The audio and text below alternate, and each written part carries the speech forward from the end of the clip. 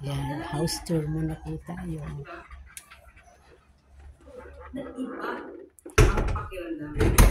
Diyan kami.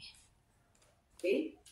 Malamang, magkausap-usap sila na This is the kitchen, pero hindi ko pa binubuksan ng ilaw. And then, ayan. Dito po.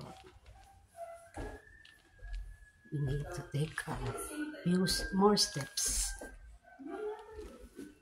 Tapos, ito ang aming kwarto.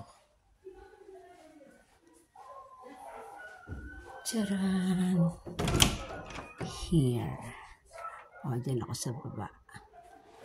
And you can pass through here.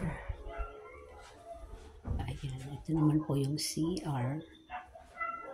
Look.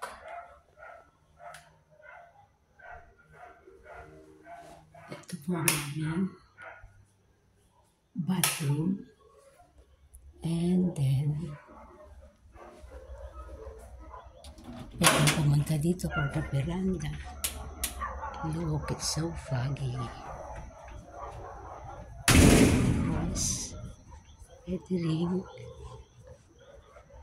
dumiretso doon. Ayan, dito ako galing. Ay, hindi pala. Another area din dyan. At meron pa siyang third floor sa baba. Pero hindi nakasama sa accommodation namin. Okay. That's it.